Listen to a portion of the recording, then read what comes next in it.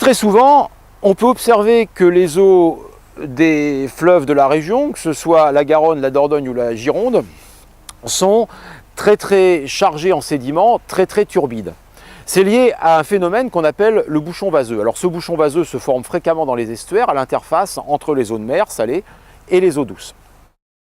Ce bouchon vaseux va se caractériser par l'agrégation de particules d'argile qui vont être à l'origine de cette turbidité. Ce bouchon vaseux va réduire la teneur en oxygène par exemple et avoir un impact donc sur la faune du fleuve. Il va aussi réduire le potentiel de nourriture pour les oiseaux migrateurs qui s'arrêtent dans l'estuaire par exemple. En plus, ce bouchon vaseux va conduire à des dépôts qui vont amener des sédiments sur les berges ou conduire à leur érosion.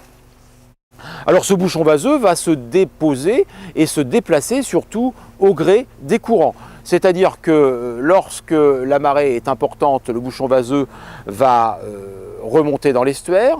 Lorsque les débits sont importants, le bouchon vaseux va migrer vers l'embouchure.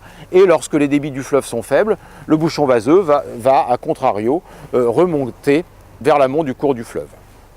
Lorsque la marée est basse, ce bouchon vaseux va former de la crème de vase qui va se déposer sur les berges, c'est la boue que l'on voit ici sur les bords de la Garonne. Et aujourd'hui, pour connaître un petit peu mieux ce bouchon vaseux et sa dynamique, 4 stations de mesure ont été dispatchées le long du fleuve.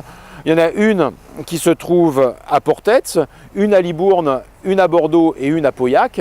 Et ces stations enregistrent en permanence la conductivité, la turbidité, la teneur en oxygène et la température de l'eau pour pouvoir caractériser plus finement ce bouchon vaseux et sa dynamique.